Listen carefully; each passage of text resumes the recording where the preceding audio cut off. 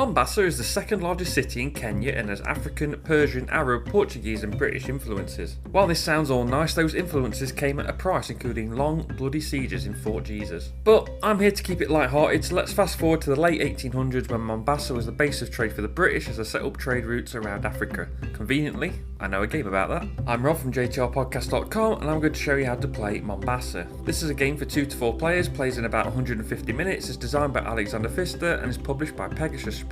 You acquire shares of companies and spread their trading posts throughout the African continent in order to earn the most money. To set up, put the company tracks along the edge of the board. For the first game, there's a recommended order these are placed. Add each trading post in their space in the 4 colours. Shuffle the action deck cards by letter, create one large stack in alphabetical order with E on top and A on the bottom. Fill the card display from the action deck starting from top to bottom, right to left. Stack the coins on the round track depending on the number of players. Put 4 book tiles of each colour on their space face up on the book display, and players get a playing board and a matching set of action cards. Players put a marker on the start of each company track, the diamond marker on the diamond space of the diamond track, and an ink jar on the ink jar icon at the start of the book track. Players also get £1 and a number of bonus markers depending on the player count. Choose a random start player, then in turn orders, players get the relevant expansion card and starting tile. The expansion card is added to the player's hand of cards and the starting tile is added to the player board. Place the 3 cards from your hand matching the icons on the left of the starting tile in the resting slots above the player board. Then, gain the starting bonus on the tile, in this case the player moves the Mombasa track 3 spaces. The game is played over 7 rounds, each with 3 phases: planning, action and preparation. In the planning phase, each player places a card face down in any number of their action slots simultaneously. When all players have done this, all cards are turned face up, again simultaneously.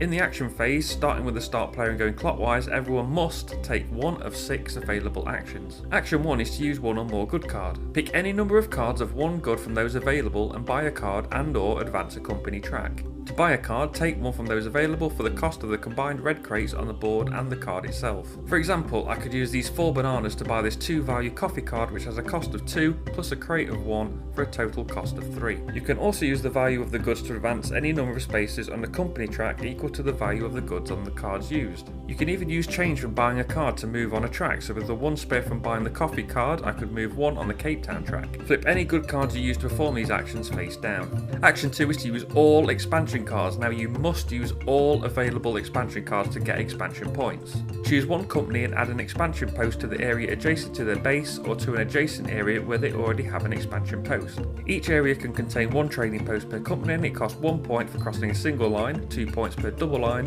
and an extra point to effectively kick out another company from an area. To do this, take a building from the top of any column and stand it on its side until all expansion points are spent, so you can backtrack if any mistakes are made. Collect rewards of regions expanded into in any order. For example, moving 2 white trading posts here will give me 2 moves on the diamond track and £1. Return buildings of other companies to the bottom empty space of any column except the final double coin space if one is empty, that can never be refilled. Then turn posts on the correct side up and flip any used exploration cards face down. Action 3 is to use 1 Bookkeeper. This is to advance the ink marker, but before moving you may flip a book on your track face down for £2. You can move as far as you like, but you must meet the requirements of the tiles you move over and you only get the bonus of the tile you moved to. The starting tile requires 1 cotton and 1 coffee card, which this player has. They also have enough resources to bypass the next tile, but they do not have 2 cotton to progress any further. They stop on the second tile and claim the £1 reward. Flick the Bookkeeper face down. Action 4 is to use 1 diamond merchant. Move your diamond marker a number of spaces depending on the card chosen.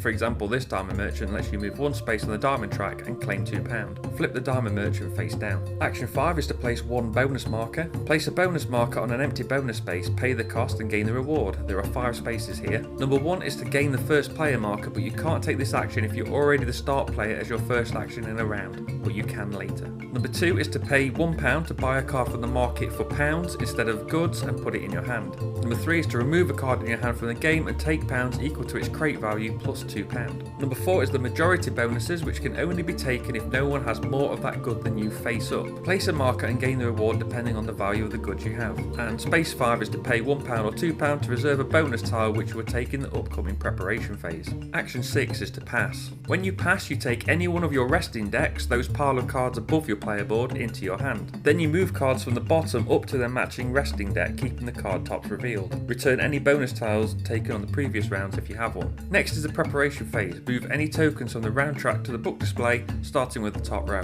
Remove all of the action cards on the right column of the display and shuffle everything over to the right, filling any gaps. Now fill in any remaining gaps with new cards from top to bottom, starting with the rightmost free space. You also take back any bonus markers you played, plus any relevant bonus tile claimed in the previous round. So in a typical turn, maybe you place a bonus marker to gain a majority bonus, spend those resources to buy a card and move a marker on a track, then use a diamond merchant to move on the diamond track. After 7 rounds, the game ends. For each pound you have, you score 1 point.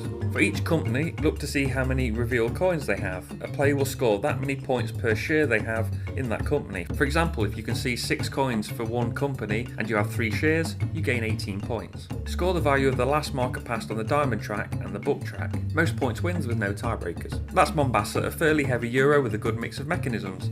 Please like this video if you found it useful, share it to let others know about it, and subscribe to the channel for more how to play videos as well as other board game related content. You can find me on Twitter at JTR Podcast, and you can find my blog and podcast at jtrpodcast.com.